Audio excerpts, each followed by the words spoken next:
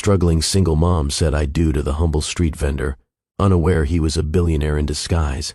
I'm Portia Crane, Knox's fiancée. Well, ex-fiancée. Though we never officially ended things, did we, darling? Knox stood frozen, his heart pounding in his chest like a drum.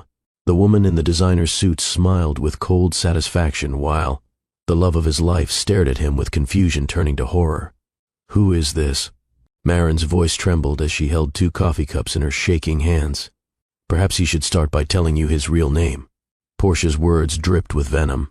Knox Dalton, CEO of Dalton Renewable Solutions. Current net worth, approximately $4.2 billion. You might have seen him on the cover of Forbes. The coffee cup slipped from Marin's fingers and shattered on the cobblestones. Marin, please let me explain. Knox reached toward her, but she stepped back like he'd struck her. Is it true? Her voice cracked on every syllable. Are you really a billionaire? Knox felt his world ending in real time. Yes. So, everything about you is fake. Everything.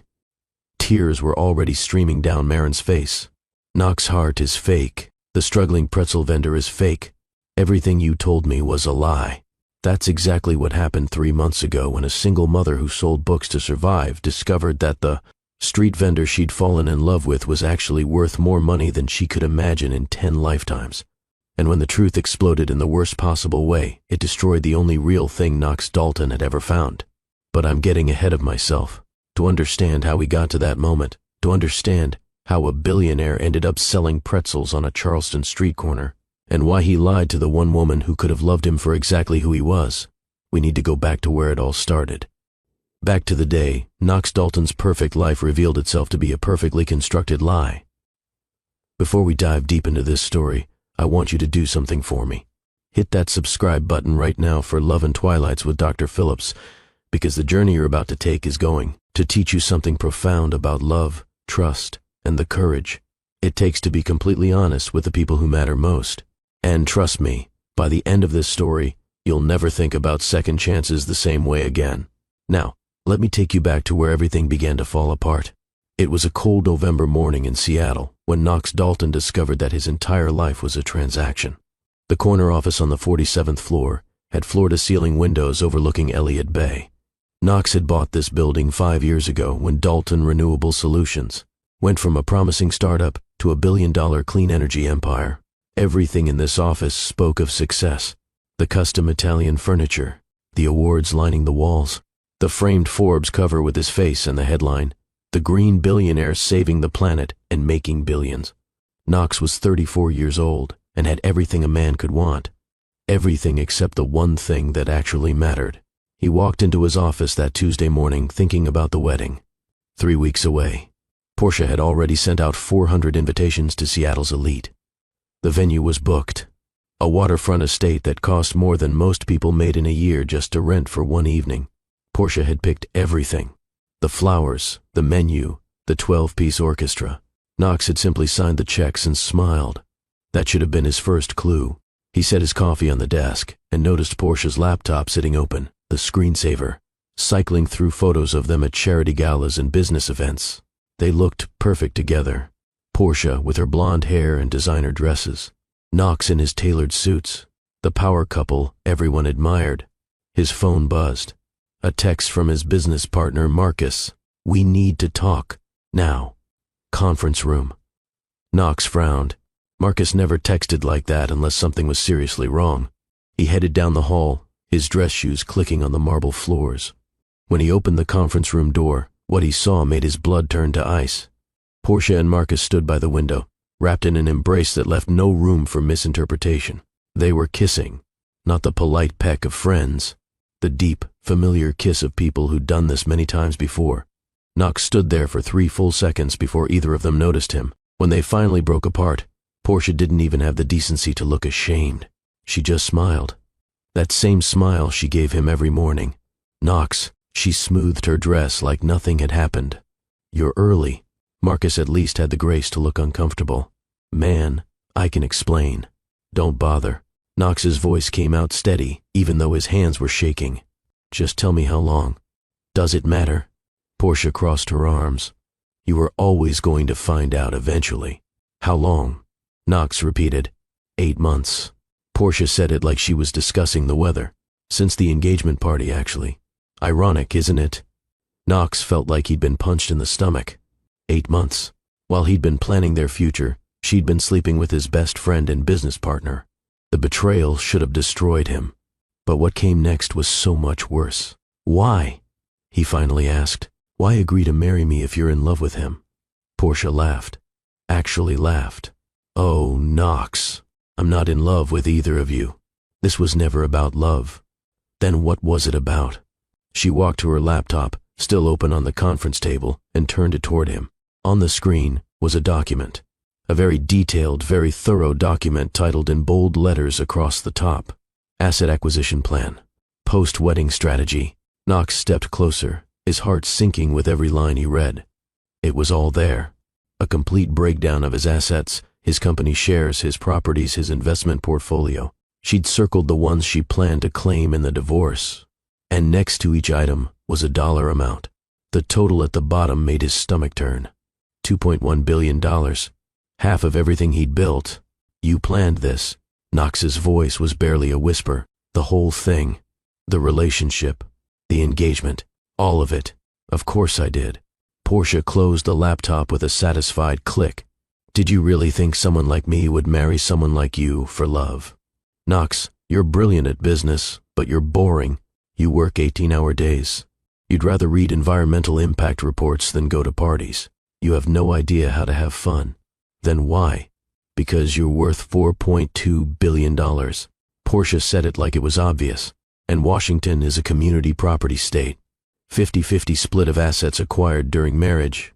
I did the math. 3 years of pretending to love you, 1 year of marriage, then a quiet divorce. I walk away with enough money to never work again. Marcus shifted uncomfortably. Portia, maybe we should... Shut up, Marcus. Portia didn't even look at him. Knox deserves to know the truth. He's going to find out anyway when the lawyers get involved. Knox stared at this woman he'd planned to marry. This woman he'd introduced to his mother. This woman who'd slept in his bed and whispered that she loved him. And all of it, every single moment, had been a calculated performance. Get out. Knox's voice was low and dangerous. Both of you. Get out of my building. Knox, we need to talk about the company. Marcus started. I own 30%. I said get out. They left. Knox stood alone in the conference room, staring at the Seattle skyline, and felt something inside him break. Not his heart. That would have been easier. What broke was his faith in people. His belief that anyone could love him for who he was instead of what he had. He'd built a $4 billion empire from... He'd started in a dorm room with an idea about solar panel efficiency and turned it into a company that employed 3,000 people. He'd been on the cover of magazines. He'd given speeches at conferences. Everyone wanted a piece of him.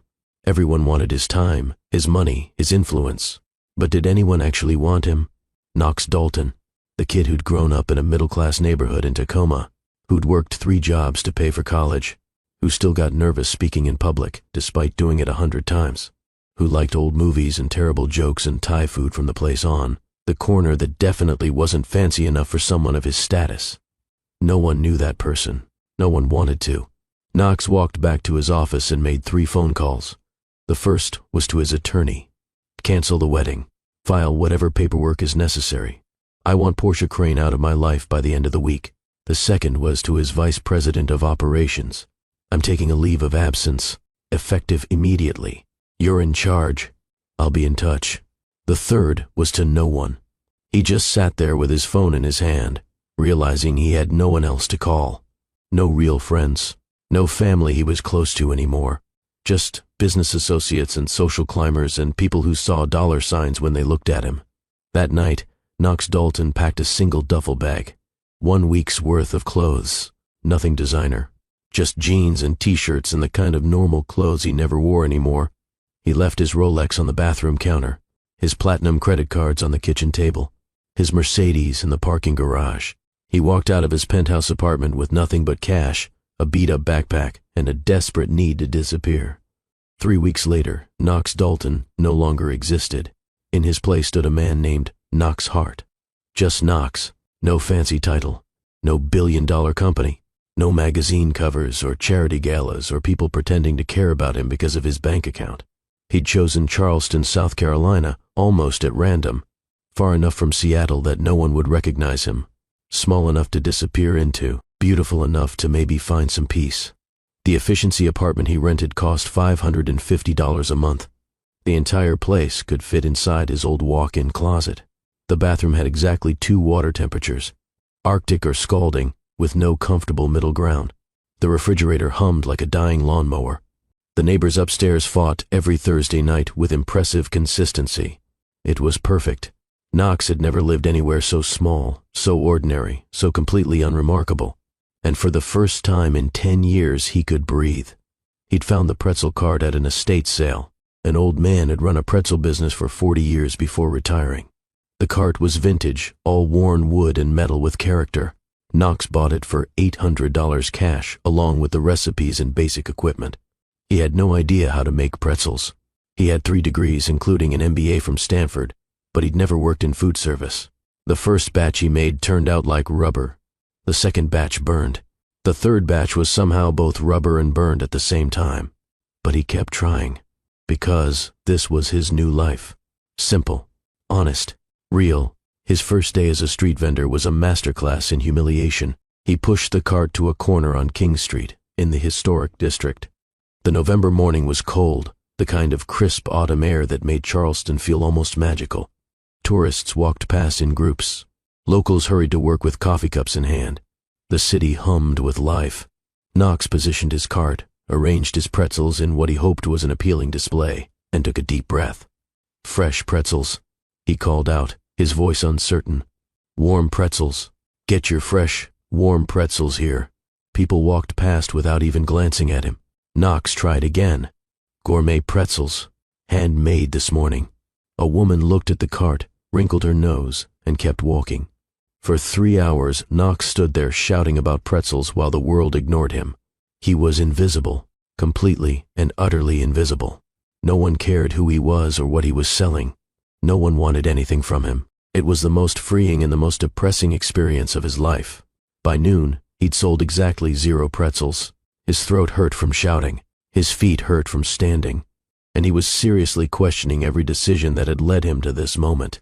That's when he heard a voice behind him. You're doing it all wrong.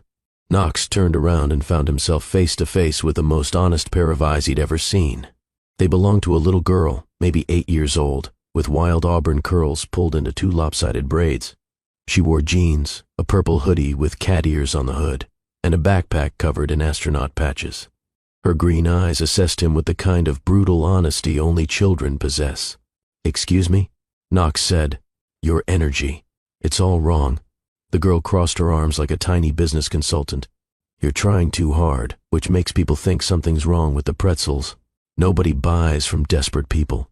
My mom always says a good seller makes the customer feel lucky, not pressured." Knox blinked at her. "And how old are you exactly?" 8 3/4. She said it like those 3/4 were absolutely critical to understanding her expertise. "And I've helped my mom sell more books than you'll probably sell pretzels in your entire life." No offense. None taken, apparently. Knox couldn't help but smile. "What's your name, business expert?" "Rosie." "Rosie Wells." She stepped closer to examine his card with the focus of a health inspector. "What's yours?" "Knox. Just Knox." "Just Knox?" Rosie's eyebrows shot up. "Everyone has a last name. Mine got lost in transit." Rosie rolled her eyes, but grinned. "That's a terrible answer. But fine. Keep your secrets. Now, can I try one of these pretzels? You have to pay for it. I'm conducting a quality assessment." Rosie said this with perfect seriousness. "If it's good, I'll bring my mom here and tell everyone I know. If it's not, you owe me emotional damages for eating subpar carbs." Knox stared at this impossible child. "Are you always like this?" "Like what?" "Like a 40-year-old business consultant in an 8-year-old's body." 8 3/4, Rosie corrected. "And yes, my teacher says I have an old soul. I'm pretty sure that's a compliment." Against his better judgment, Knox handed her a pretzel. She examined it from every angle, sniffed it like a sommelier with wine, and finally took a careful bite. Her expression turned thoughtful as she chewed. Knox found himself actually nervous about her assessment. 7 out of 10, Rosie announced. "The texture is good, and the salt-to-pretzel ratio is acceptable. but the presentation needs work. Maybe some herbs? People love herbs. Makes things look gourmet even when they're not. Knox let out a genuine laugh. It startled him. He hadn't laughed, really laughed, in weeks. This tiny human with braids and brutal honesty had just given him his first moment of pure joy since the world fell apart. Thanks for the review, Junior Gordon Ramsay. You're welcome. Now give me another one. With herbs this time, or at least a better presentation. Rosie Margaret Wells. The shout came from down the street. Knox looked up to see a woman running toward them, her chestnut hair escaping. From a messy bun, her face flushed with worry and exasperation. She wore a canvas apron over a cream-colored sweater and jeans. Even breathless and clearly stressed, she moved with a kind of natural grace that made Knox forget how to form coherent thoughts. The woman reached them and immediately pulled Rosie close with the protective instinct of a mother who just spotted her child near danger. How many times have I told you not to wander off? The woman's voice carried equal parts relief and frustration. And definitely not to bother strangers while they're working. But Mom, he's not a stranger. Rosie gestured at Knox with her half-eaten pretzel. He's Knox, the pretzel guy who doesn't know how to sell pretzels. Knox bit back another laugh. Rosie's mother looked less amused. She turned to him with eyes that were careful and guarded. Knox recognized that look. It was the expression of someone who'd been hurt before and had no intention of letting it happen again. I'm sorry if my daughter bothered you. The woman said it too formally, like she was reciting lines from a script of appropriate parental responses. She didn't bother me at all. Knox tried to sound friendly without seeming threatening. Actually, she gave me some valuable business advice. Apparently, my energy is all wrong, and I need more herbs. The woman's lips twitched. Not quite a smile, but close. She studied Knox for a long moment, and he could practically see her mind. Working, cataloging details, assessing threat levels, building walls. Rosie, you can't just take food from people. The woman pulled out her wallet with practiced efficiency. How much for the pretzel? She was testing it.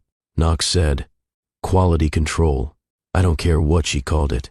The woman extracted 3 crumpled dollar bills and pressed them into Knox's hand with more force than necessary.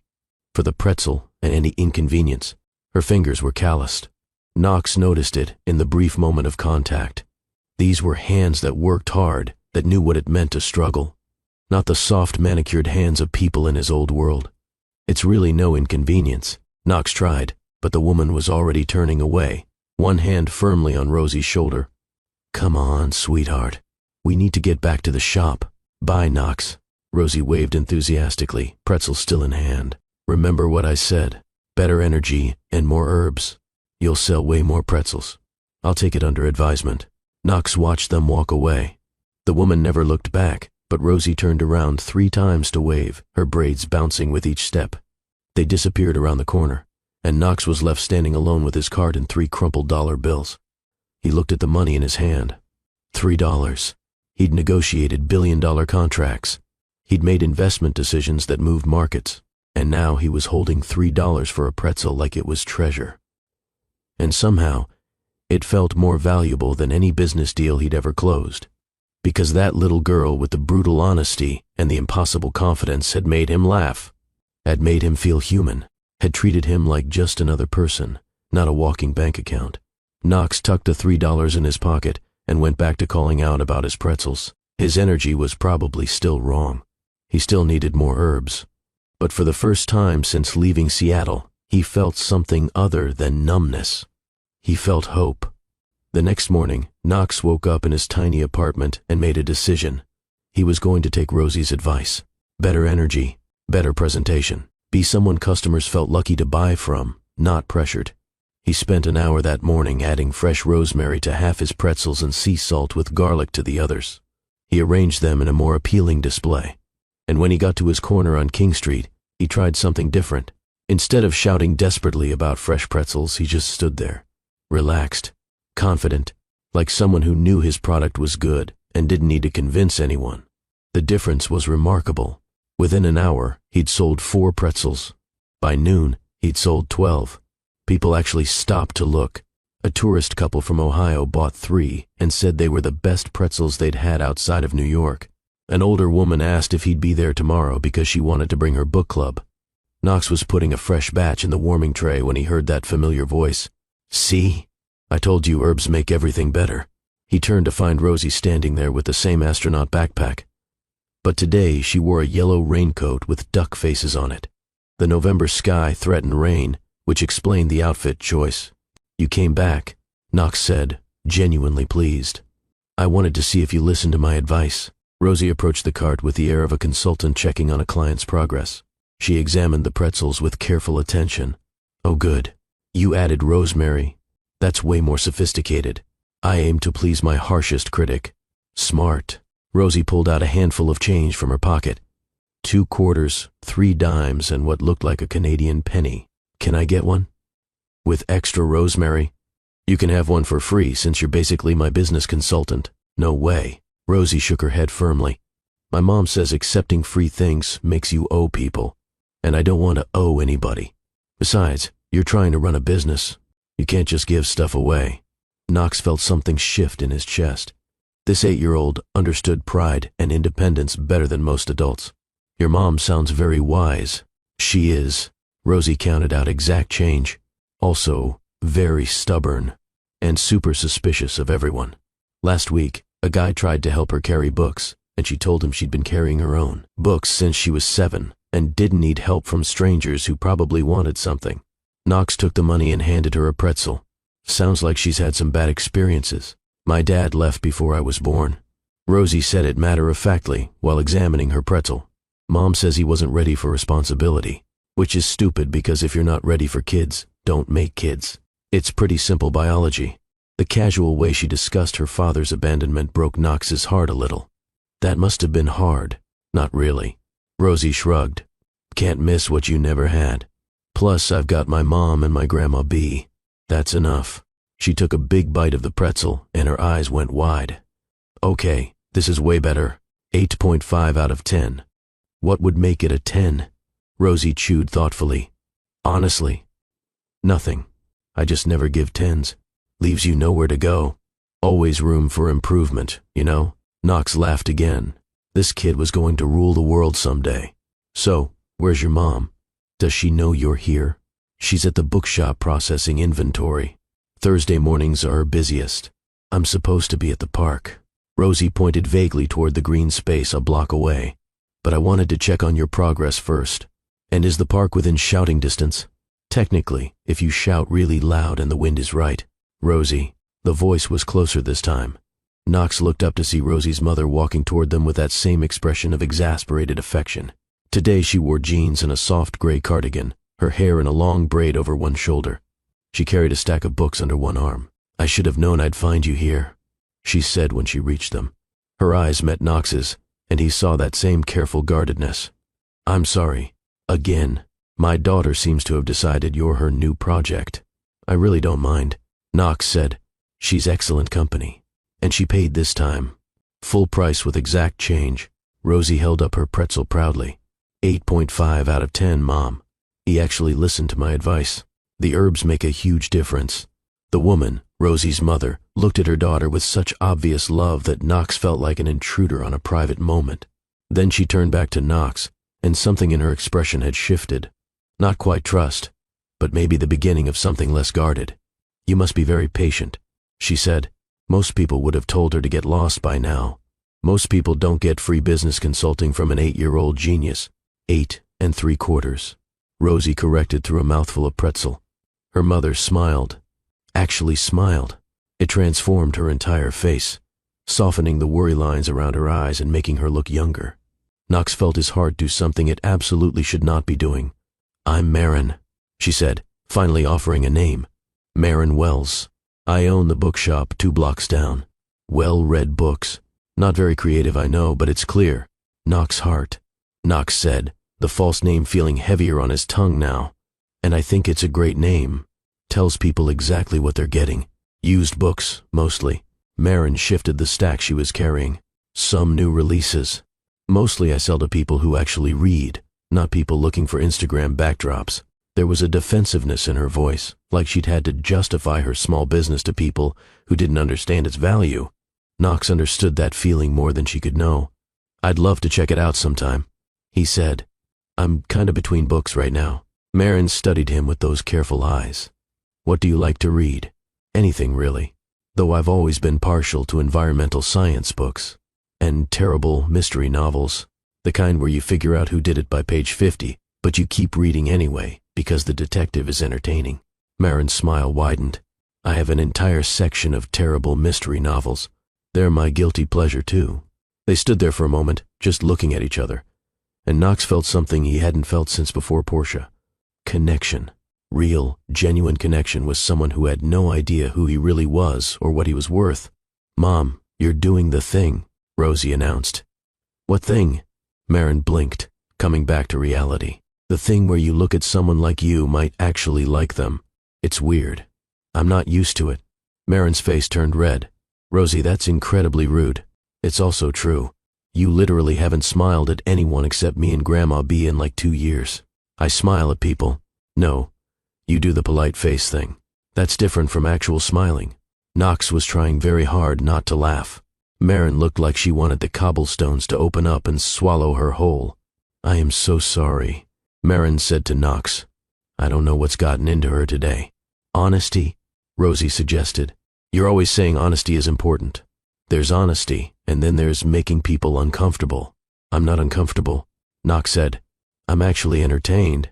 Your daughter is the most refreshing person I've met in years. Marin looked at him, really looked at him, and Knox saw the question forming. Who are you, Knox Hart? Where did you come from? Why are you here selling pretzels when you talk like someone who reads environmental science for fun? But she didn't ask. She just hitched the books higher in her arms and said, We should let you get back to work. Come on, Rosie.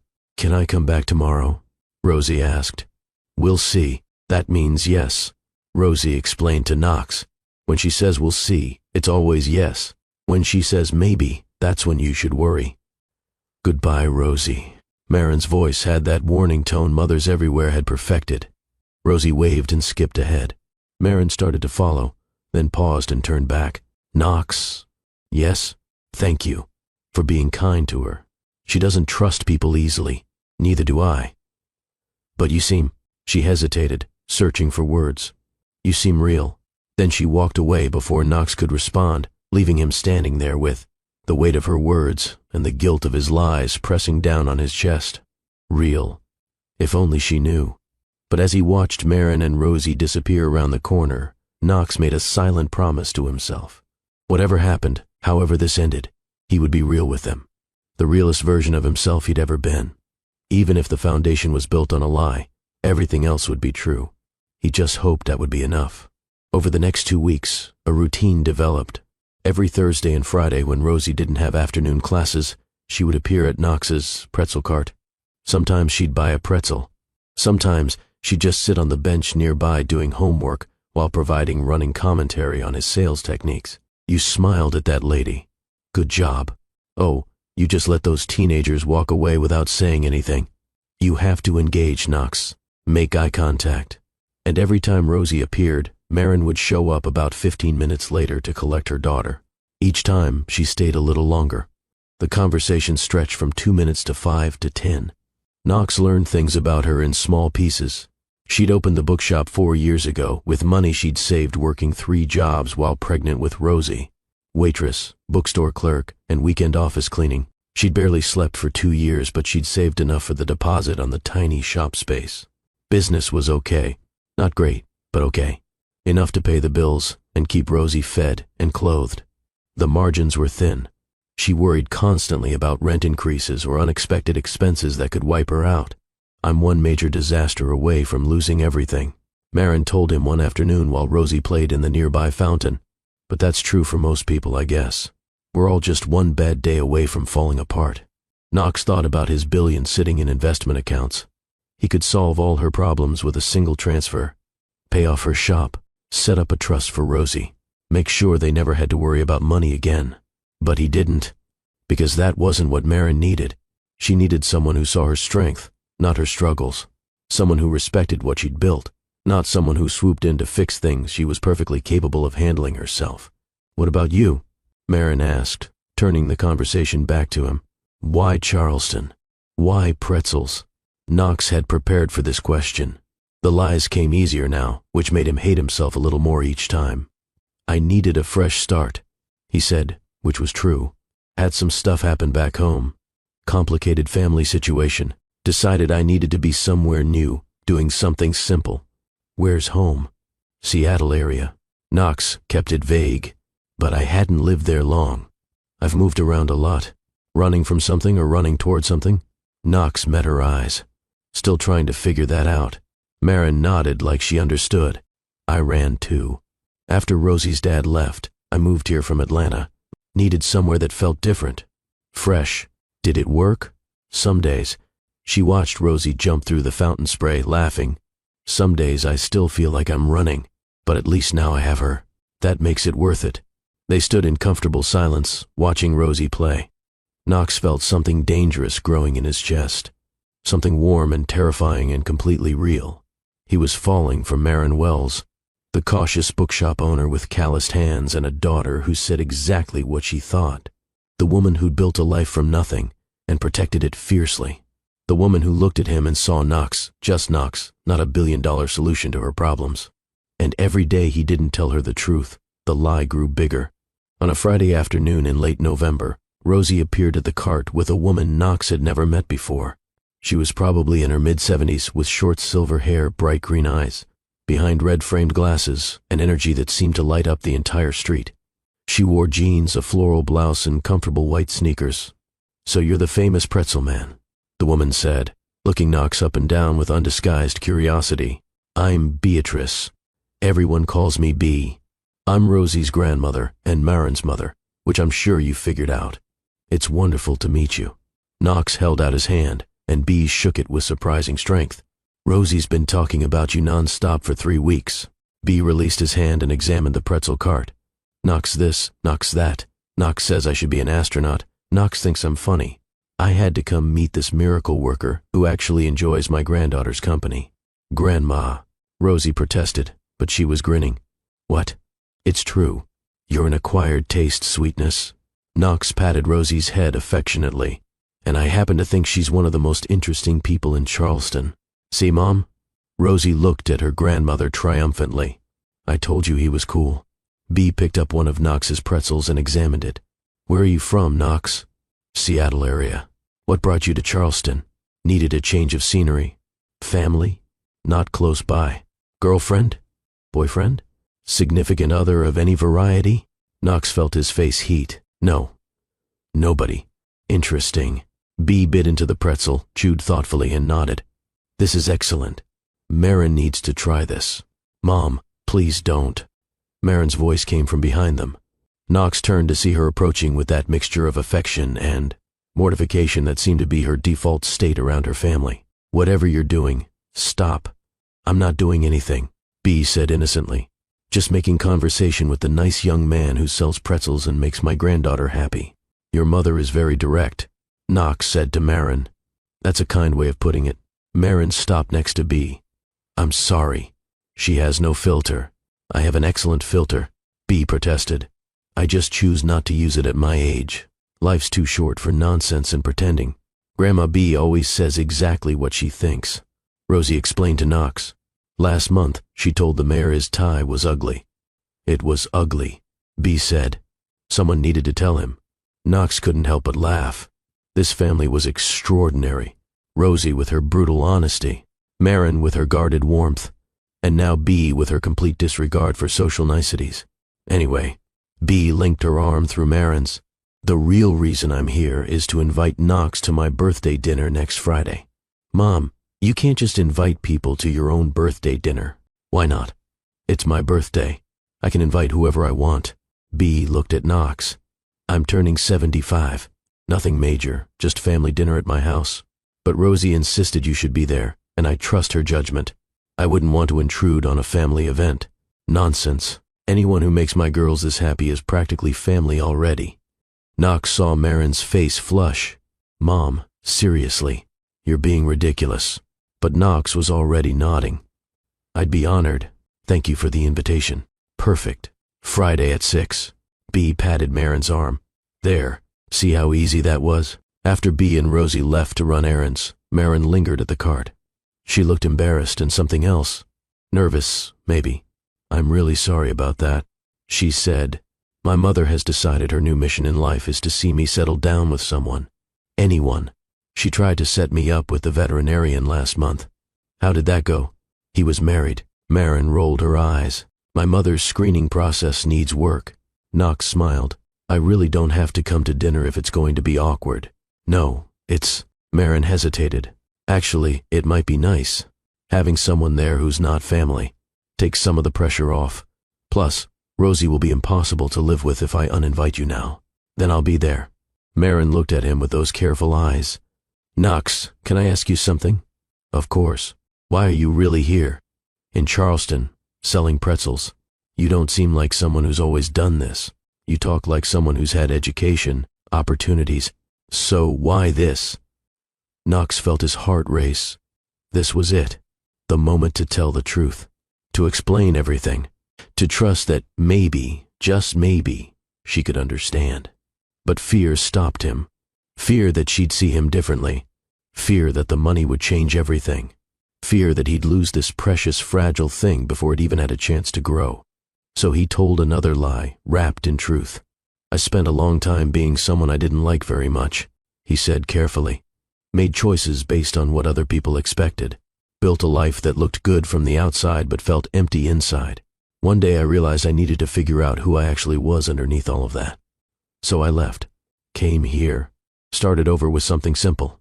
And, have you figured out who you are? Knox looked at Maren, this strong, beautiful woman who'd built a life with her own hands and raised an incredible daughter and still had room in her heart to be cautiously hopeful about a pretzel vendor with secrets. I'm starting to, Maren smiled. That soft, genuine smile that made Knox's chest ache. Good. I hope you find what you're looking for, Knoxhart. As she walked away, Knox thought, I already have. That's the problem. Friday arrived too quickly. Knox stood outside Bee's house at exactly 6 o'clock, holding a bouquet of flowers he'd bought from a street vendor and feeling more nervous than he'd ever felt before any business presentation. The house was a charming Charleston single house with a wraparound porch and window boxes full of late-season flowers. Warm light glowed from the windows. He could hear laughter inside. This was a mistake. He should leave. He was going to get more entangled in these people's lives, and when the truth came out, it would hurt all of them. But before he could turn around, the door opened, and Rosie stood there in a party dress covered in stars. You made it. She beamed. Come in. Grandma's been asking about you every 5 minutes.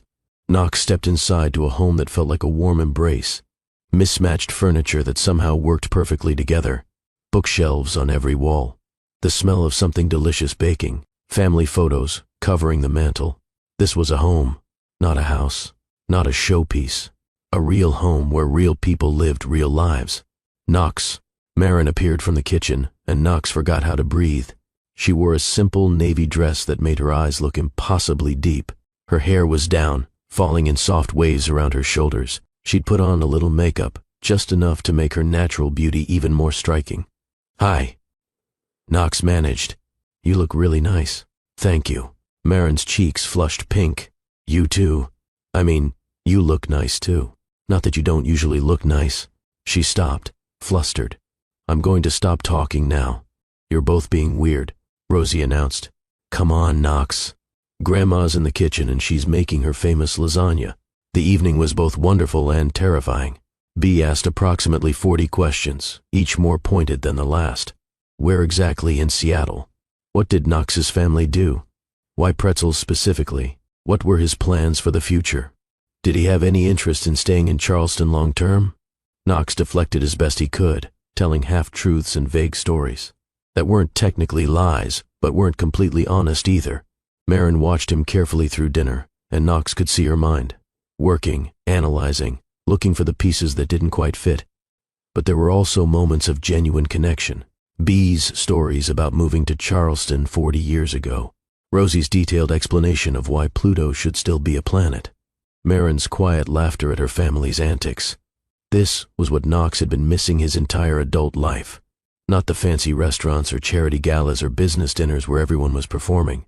Just real people being themselves, sharing a meal, enjoying each other's company. After dinner, while Maren and Bee cleaned up despite Knox's offers to help, Rosie pulled him out to the back porch.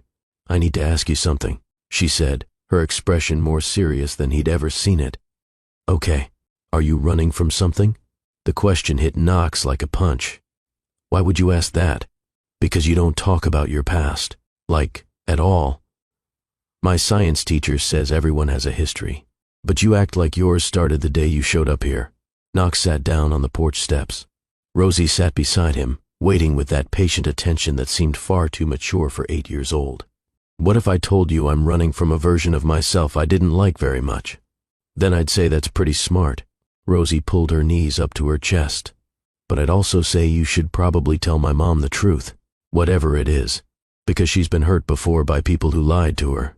And if she finds out you've been lying, it's going to hurt her way worse than if you just told her now." "What makes you think I'm lying?" "Knox, I'm 8, not stupid. You talk like someone who's used to being important. You know things about business and science and stuff that pretzel vendors probably don't know. And sometimes when people ask you questions, you get this look like you're trying to figure out which version of the truth to tell them." Knox felt exposed in a way he never had before. This child saw right through him. What if the truth would change everything? Knox asked quietly. "What if she wouldn't look at me the same way? Then maybe she's not the right person for you," Rosie said simply. "But I don't think that's true. My mom isn't like my dad. She doesn't care about stuff like money or status or whatever. She cares about people being real with her. How do you know I'm worried about money or status? Because those are the things grown-ups usually lie about." Rosie stood up and brushed off her dress. "Just think about it, okay? Because I really like you, Knox, and I don't want my mom to get hurt. But I also don't want you to hurt yourself by keeping secrets that eat you up inside." She went back inside, leaving Knox alone with his guilt and the sinking certainty that this 8-year-old was absolutely right. A few minutes later, Marin stepped onto the porch. She had 2 glasses of sweet tea and handed one to Knox before sitting beside him on the steps. "Rosie didn't grill you too hard, did she?" "Just the normal amount." Knox took a sip of tea. "She's worried about you. She's always worried about me. Comes with the territory of having a parent who worries about everything." They sat in comfortable silence, listening to the sounds of the city settling into evening. Finally, Marin spoke. "Can I tell you something?" "Of course." "I haven't let anyone get close in a long time." Marin stared out at the darkening sky. "After Rosie's dad left, I built these walls. Told myself it was safer that way. Couldn't get hurt if I didn't let anyone in. That makes sense. But walls are lonely." She turned to look at him, and Knox saw vulnerability in her eyes that made his chest ache. "And lately I've been thinking maybe it's time to stop being so scared all the time." "Marin, I'm terrified, Knox." She said it like a confession. "Terrified that I'm reading this wrong. Terrified that you're going to turn out to be another person who disappoints me. But also terrified that if I don't try, I'm going to spend the rest of my life wondering what if." Knox set down his glass and took her hand. Her fingers trembled slightly in his. "I'm terrified too," he said honestly. "Terrified I'm going to mess this up. Terrified I'm not who you think I am. Who do I think you are? Someone good. Someone kind. Someone worth taking a chance on. And what if you're wrong?" Knox looked into her eyes and saw his own fear reflected back. "Then, I guess we'll both be disappointed. But what if you're right?" Marin's hand tightened on his. "What if I am?" They sat there on B's porch, hands intertwined, both scared and hopeful, and teetering on the edge of something that could either save them or destroy them. Inside, Rosie pressed her face against the window and whispered, "Please don't mess this up, Knox." And Knox, sitting in the November darkness with Marin's hand in his, made a silent promise. He would tell her. Soon. He would find the right moment and the right words, and he would tell her everything. He just needed a little more time. But time, as Knox was about to discover, was the one thing he didn't have. The next 3 weeks were the best and worst of Knox's life. Best because he and Marin fell into a rhythm that felt natural and right. Morning coffee before she opened the bookshop. She'd bring him a cup from the cafe down the street, and they'd talk for 20 minutes about everything and nothing. Books they were reading, Rosie's latest astronaut obsession, the weather, small, ordinary things that felt extraordinary because they were sharing them. Marin started letting him help with book deliveries on slow pretzel days. Knox would carry stacks of books while Marin navigated Charleston's historic streets, telling him stories about the buildings and the people in the city she'd made her home. Her guard was coming down, piece by careful piece, and Knox treasured every glimpse of the woman behind the walls. They had lunch together twice a week at a small sandwich shop near the bookstore. Rosie usually joined them, providing running commentary on their interactions. "You two are getting better at the couple thing," she announced one Thursday afternoon through a mouthful of turkey sandwich. "Last week you barely made eye contact. This week you're actually laughing at each other's jokes. Progress. We're not a couple," Marin said automatically, but her face turned pink. "Not yet," Rosie corrected, "but you will be. It's statistically inevitable at this point." "Since when do you know about statistics?" "I read a lot," Rosie shrugged. "Plus, Grandma B says you look at Knox the way she used to look at Grandpa before he died. And she says that's the good kind of looking." Marin covered her face with her hands. "I'm going to have a serious talk with my mother about appropriate conversations with 8-year-olds. But Knox was smiling, because Marin didn't deny it. She just got embarrassed, which meant Rosie was right. Marin felt something too. Those 3 weeks were the best, because Knox felt alive in a way he'd never experienced. Not the adrenaline rush of closing a business deal, not the hollow satisfaction of seeing his net worth increase, but the deep, steady warmth of genuine connection, of being known, even if not completely, of mattering to someone for who he was, not what he could provide. But those same 3 weeks were also the worst, because every day the lie grew heavier. Every conversation where he deflected questions about his past. Every moment Marin shared something vulnerable and real, while he held back the biggest truth about himself. Every time Rosie looked at him with those two knowing eyes that seemed to say, "When are you going to stop lying?" And then there was the black sedan. It appeared on a Tuesday morning, parked across the street from Knox's pretzel cart. Luxury vehicle, tinted windows, engine running. Knox noticed it immediately because cars like that didn't park in this neighborhood. This was a working-class area. Old Hondas and pickup trucks, not vehicles that cost more than most people made in a year. The sedan stayed for an hour. Then it left. Knox told himself it was nothing. Coincidence. Paranoia. But Wednesday morning, it was back. Same spot. Same tinted windows. Same ominous presence that made Knox's stomach clench with dread. Thursday, it returned. Knox knew what this meant. His past was catching up. Someone had found him. He thought about running again, packing his bag, abandoning the cart, disappearing before whoever was in that car could confront him. He could be in Atlanta by nightfall, Charlotte by midnight, somewhere new where he could start over again. But the thought of leaving Marin and Rosie made his chest hurt in a way that had nothing to do with physical pain. He couldn't run, not anymore, not from this. Friday morning, Knox was setting up his cart when the black sedan pulled up and the door opened. She stepped out like she was walking a red carpet. Tall, blonde, designer suit that probably cost $5,000, heels that clicked on the cobblestones with the sharp precision of a executioner's. Steps. Portia Crane looked exactly the same as she had 3 months ago, except now her smile held something cruel and satisfied. Knox felt his blood turn to ice. Well. Portia stopped in front of his cart and made a show of looking it over. Knox Dalton, Billionaire CEO, playing pretzel vendor. This is even more pathetic than I imagined. What do you want, Portia? What I've always wanted. She examined her perfectly manicured nails. Half of everything you own. I'm filing a palimony suit. 3 years together. I gave up my career for you. I'm entitled to compensation. You were planning to steal from me. Knox kept his voice low, aware of people walking past. We were never married. You have no claim. Prove I was planning anything. Portia's smile sharpened. Oh, wait. You can't, because you ran away like a coward instead of dealing with your problems like an adult. And now I have witnesses who'll testify about our 3-year relationship, about the promises you made, about the emotional distress I suffered when you abandoned me without explanation. I found you with Marcus. Allegations without evidence.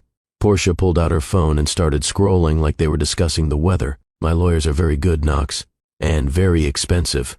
This is going to be a long, ugly legal battle that will drag your name through every tabloid and business publication. Unless, of course, you'd like to settle. Say $1 billion to make me go away quietly. I'm not giving you anything. Portia's expression shifted, something darker and meaner sliding into place. That's too bad, because I've done my research on your new life here.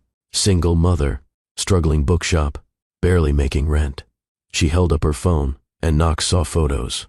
Photos of Marin leaving the bookshop, photos of Rosie walking to school, photos of him and Marin having coffee. You stay away from them. Knox's voice came out deadly quiet. Or what? You'll do what, exactly? Portia stepped closer. Here's how this is going to work. You're going to settle with me for a reasonable amount.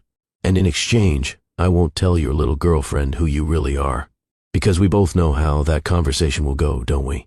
She's going to realize you've been lying to her for months, that you let her struggle and worry about money while you're worth billions, that you played dress-up in her world like it was some kind of game. It wasn't a game, no. Portia tilted her head. Then what was it? Performance art? Poverty tourism? A billionaire's mid-to-life crisis? I wanted someone to love me for who I am, not what I have. How noble. Portia's voice dripped with sarcasm. And how'd that work out? Did you find true love while lying about every single thing that makes you who you are? Do you really think she'll believe anything about you was real once she knows the truth? Knox opened his mouth to respond, but a voice behind him stopped his heart. Knox! He turned slowly, already knowing what he'd see. Marin stood 10 feet away, holding 2 coffee cups, her face pale with confusion. She was looking at Portia like she was trying to solve a puzzle that didn't make sense. This was it, the moment everything fell apart. The moment he'd been dreading since the day he met her. Portia's smile turned victorious. Perfect timing. Marin took a step closer, her eyes moving between Knox and Portia. Who is this? I'm Portia Crane. Portia extended her hand like they were at a cocktail party. Knox's fiancée. Well, ex-fiancée. Though we never officially ended things, did we, darling? We absolutely did, Knox said through clenched teeth. Marin didn't take Portia's hand. She just stood there, the coffee cups trembling slightly. Knox, what is she talking about? Perhaps he should start by telling you his real name. Portia was enjoying this far too much. Knox Dalton, CEO and founder of Dalton Renewable Solutions. Current net worth, approximately $4.2 billion. With a B. You might have seen him on the cover of Forbes magazine last year. Time magazine the year before that. He photographs very well, doesn't he? The coffee cups slipped from Marin's hands. They hit the cobblestones and exploded, sending coffee splashing across the street. Marin didn't seem to notice. She just stared at Knox with an expression that would haunt him for the rest of his life. Shock, confusion, hurt, betrayal, all of it happening in real time across her face. Marin, please. Knox moved toward her, but she held up a hand to stop him. Is it true? Her voice came out barely above a whisper. Are you really a billionaire? Knox wanted to lie. God, how he wanted to lie. But he'd already done enough damage. Yes, Marin's face did something complicated. Like her entire understanding of reality was reshaping itself, and she couldn't keep up. So Knox's heart is fake. No, that's not. Everything about you is fake. Her voice was getting louder now, stronger. The struggling vendor, the fresh start, the simple life. All of it was just some rich guy playing dress-up. It wasn't like that. Then, what was it like? Marin's eyes were filling with tears now, and Knox would have given every dollar in his accounts to make them stop. Because from where I'm standing, it looks like you lied to me from the very first day. You let me trust you. You met my daughter, my mother. You sat at family dinners and made up stories about your life while I told you real things, private things. Was any of it real, Knox? Or was this all just entertainment for you? My feelings for you are real, Knox said desperately. Everything I felt, everything between us, that was all real, Marin. I swear. Portia laughed. The sound was sharp and cruel. Oh, this is even better than I imagined. Knox, you really outdid yourself this time. Shut up. Knox and Marin said it at the exact same time. Portia held up her hands in mock surrender. Fine. I'll leave you two to your little drama. But Knox? She met his eyes with cold calculation. You'll be hearing from my lawyers. And Marin? She turned to the devastated woman standing in puddles of spilled coffee. Good luck trusting anything he says ever again. Men like him think the whole world is theirs to play with. Portia got back in her car and drove away, leaving Knox and Marin standing in the ruins of everything they'd been building. The silence was crushing. Marin. Knox tried again, his voice breaking. Please, let me explain everything. Did you lie about your name? Yes. Did you lie about being a billionaire? Yes. Did you lie about why you came to Charleston? Knox closed his eyes. Yes. Marin's laugh was hollow and broken. Then there's nothing to explain. You're a liar, Knox, or whoever you really are. And I don't let liars near my daughter. Marin, please. No. She opened her eyes and the pain there nearly destroyed him. I trusted you. Do you understand how hard that was for me? I don't trust people, Knox. I don't let people in. But you seemed so honest, so real, so different from everyone who'd ever disappointed me. I am real, Knox said, his own voice cracking. The man you got to know, that's who I really am. Not the billionaire. Not the CEO. Just me. I don't even know who just you is. Marin wrapped her arms around herself, like she was trying to hold herself together. I need you to stay away from me and Rosie. Don't come to the bookshop. Don't call. Don't try to explain or apologize or fix this. She choked on a sob. Just stay away from us. She turned and walked away. Knox wanted to follow her, wanted to grab her hand and make her listen, wanted to explain that he'd been terrified and stupid and so desperate to be loved for himself that he'd sabotaged the only real love he'd ever found. But he'd lost that right. He'd lost it the moment he chose lies over truth. So he just stood there, surrounded by pretzels and broken coffee cups and the shattered pieces of his carefully constructed life, and watched the best thing that had ever happened to him disappear around the corner. A businessman walking past looked at Knox with concern. You okay, buddy? Knox couldn't even answer. He just shook his head and started packing up his cart with mechanical movements, his hands shaking so badly he could barely grip anything. By the time he got back to his apartment, the reality of what had just happened hit him like a freight train. He'd lost Marin. He'd lost Rosie. He'd lost the only real family he'd ever known. And it was entirely his own fault. Knox spent the next 3 days in a fog of misery that made the pain of Portia's betrayal seem like a paper cut compared to open heart surgery. He didn't eat. Food tasted like ash. He didn't sleep. Every time he closed his eyes, he saw Marin's face when those coffee cups fell. That moment when her world reorganized itself around the realization that everything she thought she knew was a lie. He tried to call her. She didn't answer. He tried to text. The messages showed as delivered but never read. He walked past the bookshop twice, but the door was locked even during business hours. A sign in the window said closed for personal reasons. He'd destroyed her so thoroughly she couldn't even open her shop.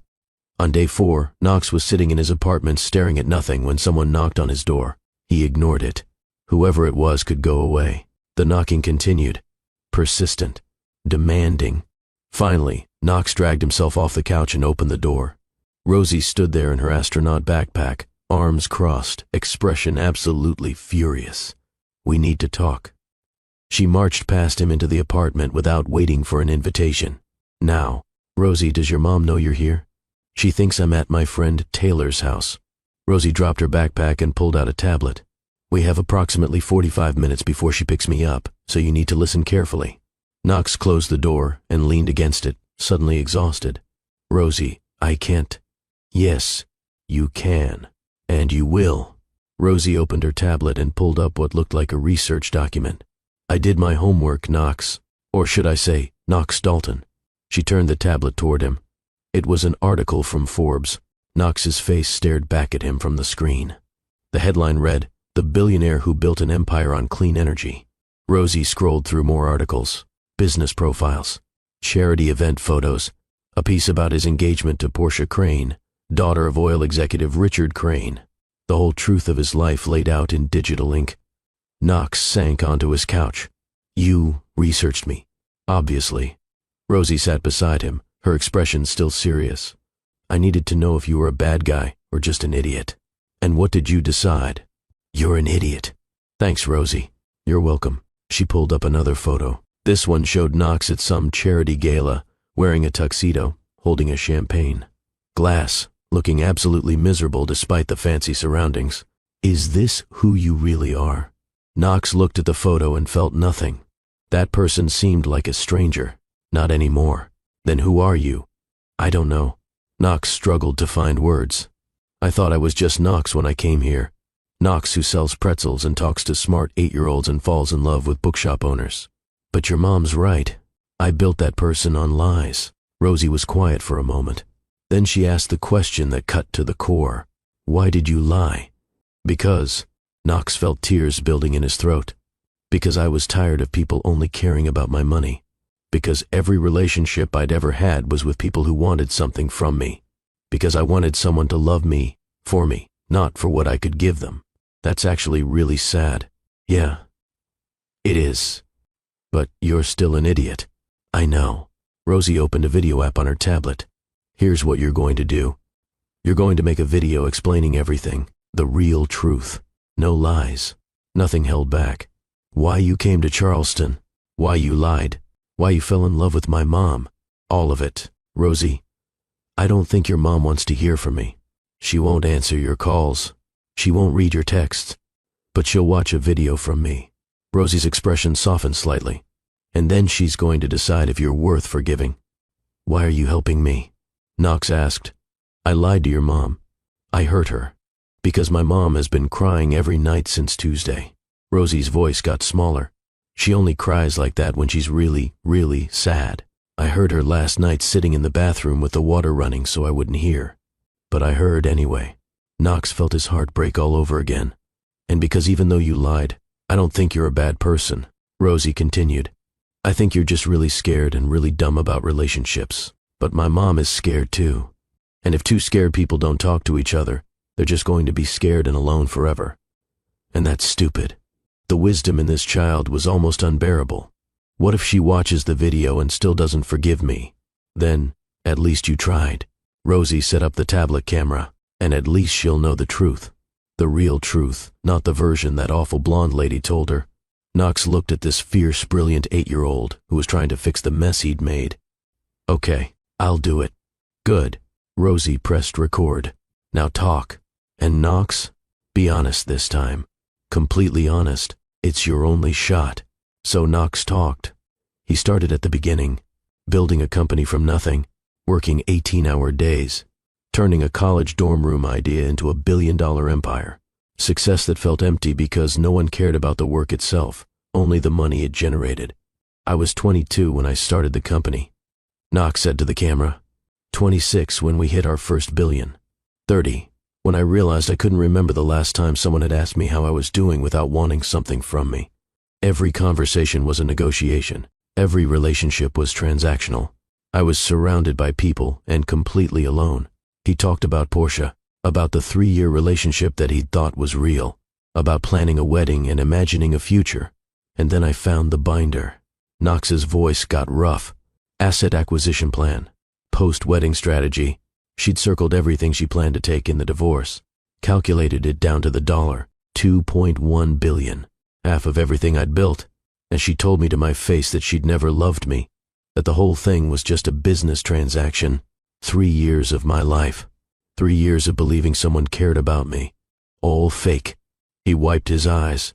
I ran because I needed to know if anyone could love me when I was nobody, when I had nothing to offer except who I was. And then I met Rosie. He looked at her sitting behind the camera. She didn't care who I was or what I had. She just cared about whether my pretzels were good and if I was kind to her. And I met Marin.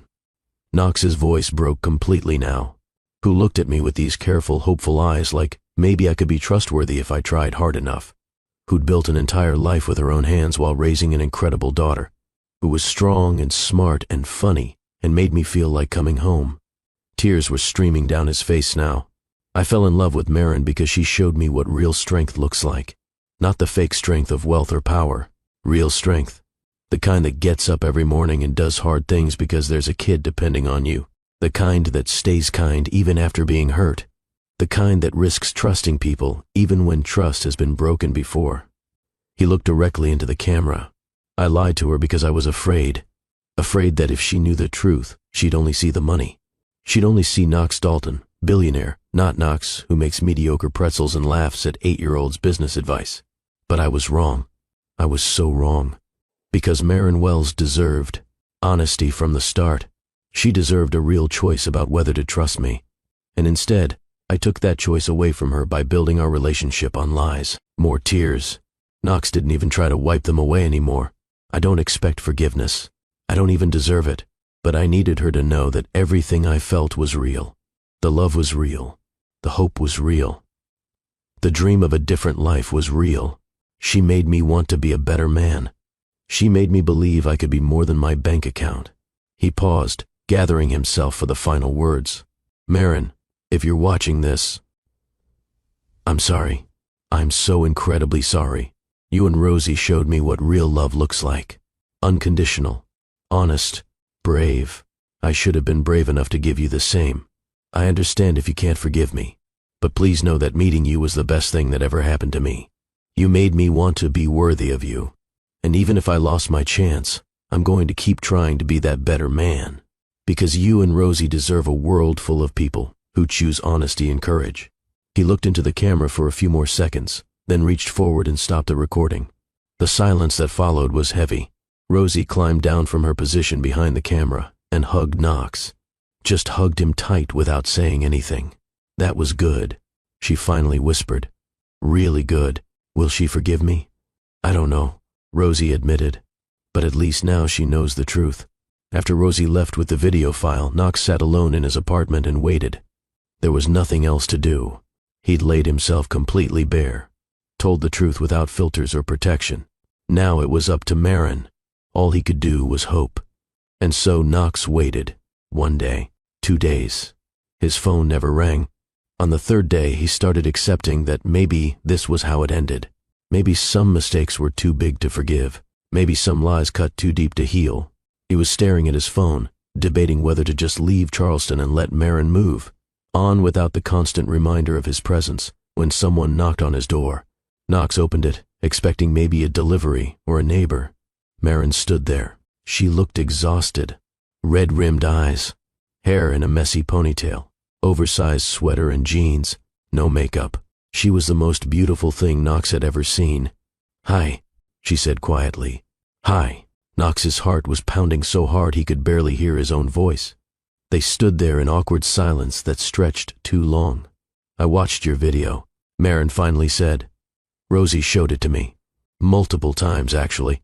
She's very persistent when she wants something. She is. Knox. Marin stopped, corrected herself. Knox Dalton. That's going to take some getting used to. You can call me Knox. That part was always real. Marin nodded slowly. I've been thinking a lot about everything you said, about why you lied, about what was real and what wasn't.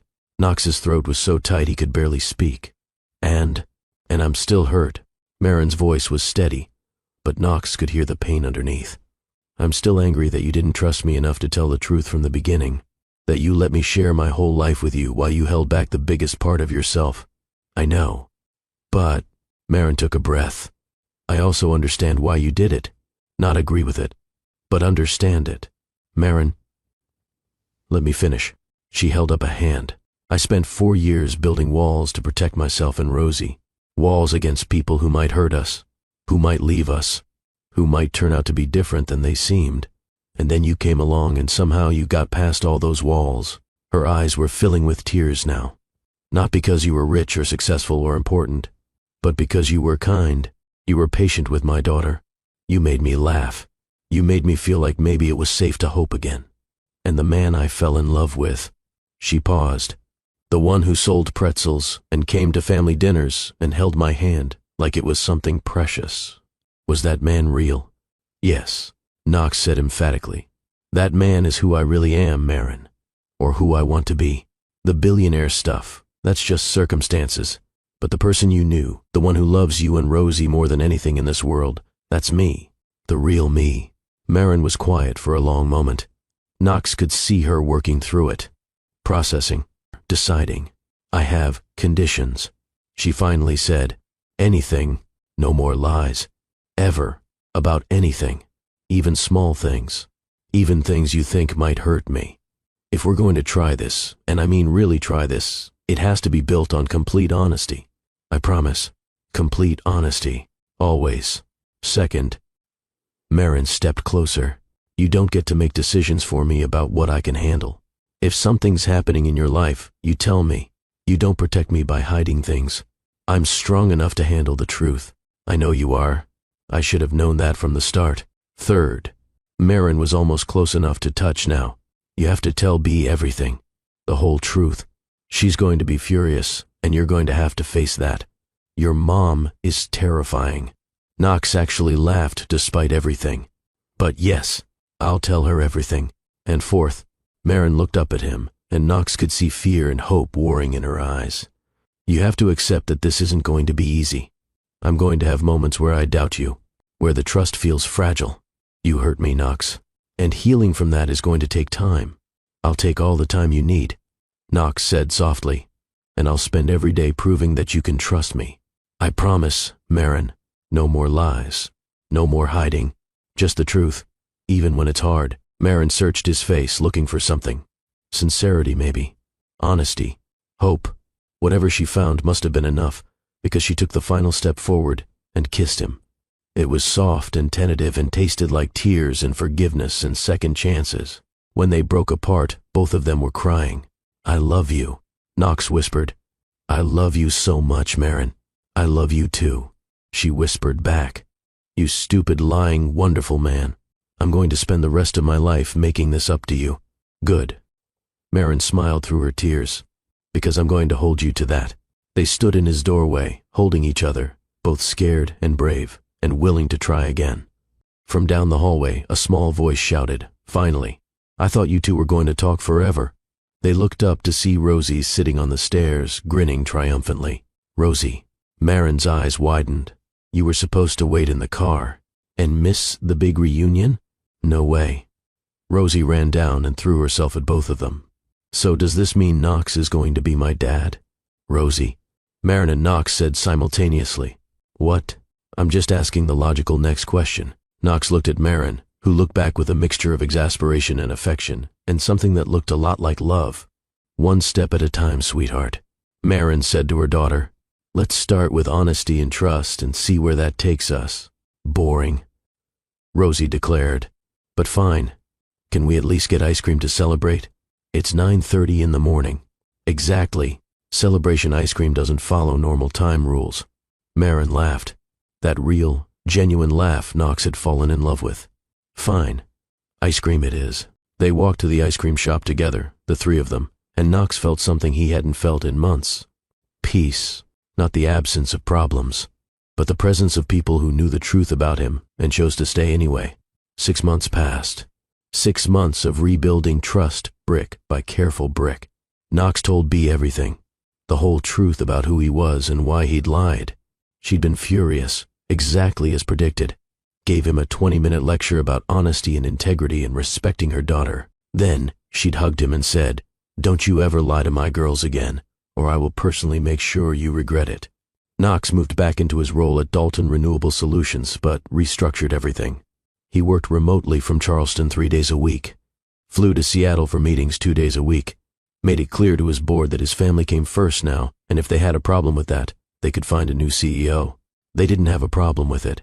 The company actually performed better with Knox finally balanced and healthy. He and Marin were careful with each other at first. Rebuilding trust meant being patient with setbacks. There were moments when Marin would get quiet and Knox would know she was doubting, wondering if he was being completely honest. He'd learned to recognize those moments and address them directly. What are you thinking? He'd ask, and Marin would tell him. Sometimes it was a specific worry. Sometimes it was just the weight of the past pressing against the present. But they talked through it. Every time. Knox also started using his resources in ways that felt right. He and Marin partnered to create a community literacy program. Free books for families in need, reading programs for kids, small business grants for struggling shop owners like Marin had been. We're calling it the Second Chances Initiative, Marin announced when they launched the program, because everyone deserves a second chance to build the life they want. She looked at Knox when she said it, and he knew she was talking about more than just the program. The day they decided to go public with Knox's identity was Marin's idea. We can't hide forever, she said one evening while they were closing up the bookshop, and I'm tired of feeling like we have this secret hanging over us. Let's just tell the truth and deal with whatever comes. So they held a press conference at the bookshop. Knox's PR team had wanted to control the narrative, manage the story, spin it into something palatable for the business world. Knox fired them and did it his own way. He and Marin stood behind the counter with Rosie sitting on top eating a pretzel, and they told the truth. The whole truth. About why Knox had run. About falling in love under false pretenses. About the lies and the hurt and the hard work of rebuilding. The Charleston Post reporter asked, "Why reveal your identity now?" "Because I'm done hiding," Knox said, his arm around Marin. "And because the woman I love deserves to be publicly acknowledged, not kept secret like I'm ashamed. I'm not ashamed. I'm proud to be with Marin and Rosie." "Miss Wells," another reporter called out, "how did you feel when you discovered your boyfriend was a billionaire?" Marin smiled wryly. "Honestly, furious, betrayed, but also weirdly not that surprised. Knox was always a terrible pretzel vendor. The signs were there. Laughter rippled through the crowd. "What's next for you, Mr. Dalton?" Knox looked at Marin, who nodded encouragement. "I'm staying in Charleston, restructuring my role at the company so I can be present here. My work is important, but it's not my whole life anymore. And Miss Wells, any plans for the bookshop?" Marin's eyes sparkled. "Actually, yes. Knox and I are launching a community literacy initiative funded by the Dalton Foundation. Free books, reading programs, small business support. It launches next month, which Marin is co-directing," Knox added, "because she's brilliant, and I'm not making any major decisions without her input anymore." Rosie raised her hand. "Can I say something?" The reporters chuckled, charmed by the 8-year-old in the astronaut t-shirt. "Go ahead, young lady. I just want everyone to know that I was the one who got them together," Rosie announced. "Knox's pretzels were terrible, and my mom was too scared to date anyone. But I made them talk to each other, so really, you should all be thanking me." The room erupted in laughter. Marin covered her face, mortified, while Knox grinned and hugged Rosie. "She's not wrong," he said. After the press conference, after the reporters left and the shop quieted down, the three of them sat in the reading nook at the back, the cozy corner with pillows and fairy lights where they'd spent so many evenings just existing together.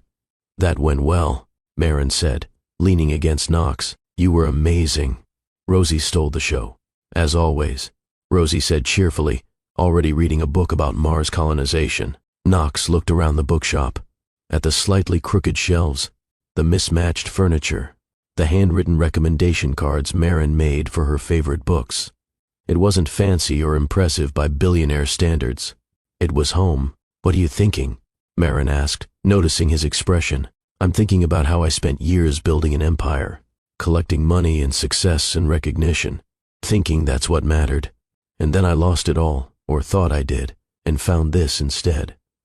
You, Rosie, this life, and it's worth more than every billion in my account."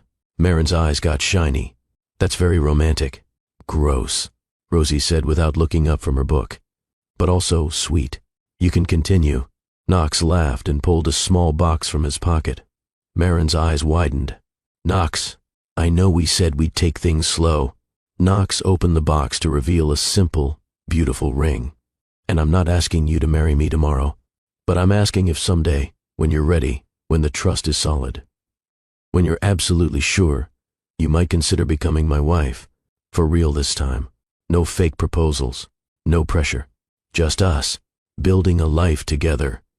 Marin was crying openly now. "You're really doing this? Here, now?" "I'm doing it here and now because this bookshop is where my real life started." Knox took her hand. "Where I met the loves of my life, where I learned that home isn't a mansion or a title. It's wherever you and Rosie are." Rosie finally looked up from her book. "Mom, if you say no, I'm going to be really disappointed in your decision-making skills." Marin laughed through her tears, took the ring, and slipped it on her finger. "Ask me properly." Knox got down on one knee right there in the reading nook, holding Marin's hand, with Rosie watching and grinning like she'd orchestrated the whole thing. "Marin Wells, you are the strongest, kindest, most real person I've ever known. You see through all my walls and love me anyway. You challenge me to be better. You and Rosie gave me a family when I didn't even know I needed one. Will you marry me? Not because I'm a billionaire, not because I can give you things, but because I love you with everything I am. Will you take a chance on us, on the future we can build together?" Marin pulled him up and kissed him, long and deep and full of promise. "Yes, 1,000 times yes." Rosie cheered. Finally. Can I be the maid of honor? And can we have the wedding in space? We'll work on the space part, Marin said, laughing. They stayed there in the reading nook, the three of them tangled together, and Knox thought about the terrified, heartbroken man who'd arrived in Charleston 8 months ago.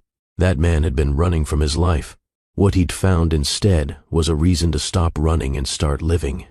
Now, if you've been moved by Knox and Marin's journey, I want you to do something for me. Hit that like button and share this story with someone who needs to hear it, because the message here is universal. We all make mistakes. We all hurt people we love. But real love, the kind that changes everything, has room for forgiveness when there's genuine accountability and change. Drop a comment below and tell me, have you ever had to rebuild trust with someone you love? Or has someone had to earn your trust back? What did that look like? Your story might be exactly what someone else needs to hear today. 1 year later, Knox and Marin got married in B's backyard. The same backyard where Knox had first had dinner with Marin's family, where he'd started to believe he could be more than his bank account, where Rosie had warned him about keeping secrets and Marin had admitted she was terrified to hope again.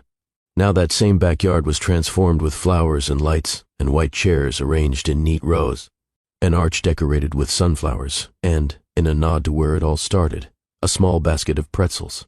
The guest list was small and intimate. B, crying from the moment the music started. A few close friends from Charleston. Derek, Knox's assistant, who'd become a genuine friend over the past year. Some of the kids from the literacy program. The owner of the ice cream shop where they'd celebrated that first reconciliation. Rosie stood at the altar as maid of honor, wearing a dress covered in constellations and a flower crown, looking incredibly proud of herself. When it was time for her speech at the reception, she climbed onto a chair so everyone could see her.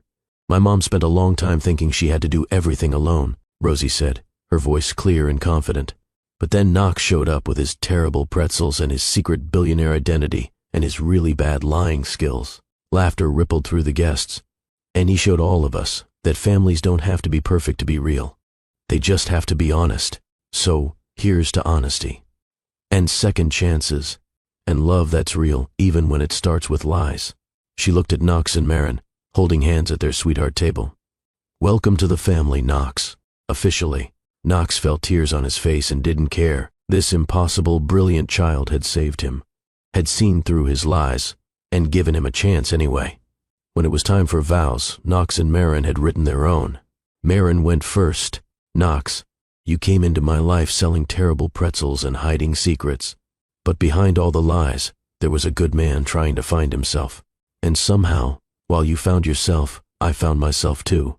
You reminded me that it's okay to trust again, to love again, to let someone in, even when it's scary. I promise to be patient, to be real, to share every pretzel with you for the rest of our lives. Knox could barely speak through his tears, but he managed. Marin, you taught me that wealth has nothing to do with money. It's waking up next to someone you love. It's laughing together at breakfast. It's an 8-year-old who keeps you in line when you need it. I promise to be honest, to be present, to be the man you and Rosie deserve. Not the billionaire, not the pretzel vendor. Just me, always. When they were finally pronounced husband and wife, Knox pulled Marin into a kiss that earned loud applause from everyone. Rosie shouted, finally. I thought you two would never get married for real. The party continued into the evening. Music and food and dancing. B danced with Knox and whispered, you made my daughter happy. That's all a mother can ask for. Derek approached at the end of the night. The company's doing well, but they miss you. Knox looked at Marin dancing with Rosie, both laughing under the fairy lights. Tell them I'm exactly where I need to be. When the party ended and the guests left, Knox, Marin, and Rosie stayed in the backyard, sitting among the flowers and lights. So, Rosie said, eating the last pretzel, what's next? Honeymoon in Paris? Huge mansion? Life of rich and famous? Knox and Marin looked at each other and smiled. Actually, Marin said, we were thinking of staying right here in Charleston. The bookshop. This life. Just us. Really? Rosie's eyes widened. No mansion? We have everything we need right here. Knox pulled both of them close. Because I learned something important. Fairy tales don't need castles. They just need real love. And I've already found mine. Marin rested her head on his shoulder. Who would have thought everything would start with a suspicious pretzel vendor? And a cautious bookshop owner, Knox added, and a very smart girl who noticed everything, Rosie said, grinning. The three of them stayed there under the stars, surrounded by flowers and the lingering smell of pretzels and possibility, and Knox realized something profound. He'd spent years looking for meaning in the wrong places. In bank accounts and boardrooms and magazine covers, building an empire while missing the point entirely. True wealth had been hiding in plain sight all along, in a hand to hold, in a laugh to share, in a daughter who wasn't his by blood, but was his by choice and love. In ordinary moments made extraordinary by the people you share them with. Sometimes you need to lose everything to discover what truly matters. Sometimes you need to be stripped down to nothing to find out who you really are. Sometimes the thing you're running from leads you exactly where you need to be. Knox had run from Seattle trying to escape loneliness. He'd found it in Charleston anyway. And then he'd found something better, something real. He'd found home. 3 years later, Knox stood in the bookshop helping Marin with inventory, while Rosie did homework in the reading nook. The bookshop had expanded. They'd bought the space next door and knocked down the wall, doubling the size. The Second Chances initiative had grown too. They'd opened 3 more literacy centers across South Carolina and were planning 2 more in Georgia. Knox still ran Dalton Renewable Solutions, but remotely most of the time. He'd learned that you could build an empire and a family. You just had to be clear about which one mattered more. Mom. Rosie looked up from her homework. Knox, I have something to tell you. They both turned, always a little nervous when Rosie used that tone. I've been thinking. Rosie set down her pencil. About my dad. My biological dad. Marin went very still. Okay, and I've decided I don't need to find him or know him or anything. Rosie looked at Knox. Because I already have a dad. If that's okay with you. Knox felt his throat close up. Rosie, you don't have to. I know I don't have to. Rosie stood up and walked over to them. But I want to. You showed up when you didn't have to. You chose us when you could have walked away. You're the dad who actually matters. Knox knelt down so he was eye level with her. Being your dad is the greatest honor of my life. So can I call you Dad? Instead of Knox? Knox couldn't speak. He just nodded and pulled Rosie into a hug, while Marin cried happy tears and wrapped her arms around both of them. Good, Rosie said, her voice muffled against Knox's shoulder. Because it was getting weird introducing you as Knox, my mom's husband, when you're obviously my dad. They stood there in the bookshop, this family that had been built on second chances and hard lessons and the courage to be honest, and Knox thought about how far they'd all come. From a man running from himself, from a woman afraid to trust, from a child who'd been abandoned by her biological father, to this, to love that was messy and real and earned. That evening, after they closed the shop, they walked home together through Charleston's historic streets. Rosie held both their hands, swinging between them. Dad, she said, testing out the word. Can we get ice cream?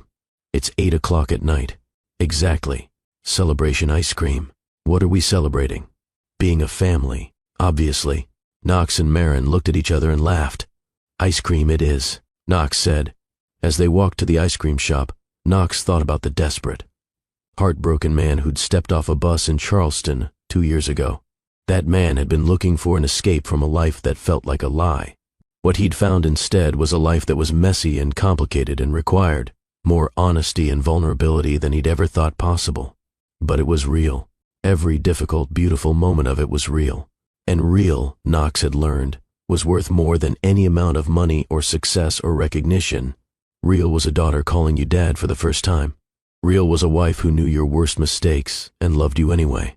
Real was pretzels that were still mediocre but made with love.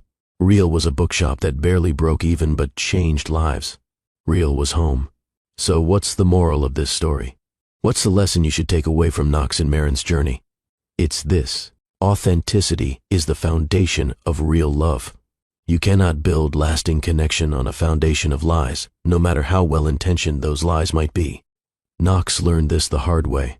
He tried to protect himself from being used by hiding who he was.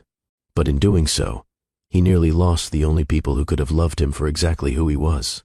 Second, trust can be rebuilt, but it requires time, patience, and consistent honesty. Marin could have walked away and never looked back. She had every right to. But she chose to give Knox another chance because his accountability was genuine and his willingness to change was real.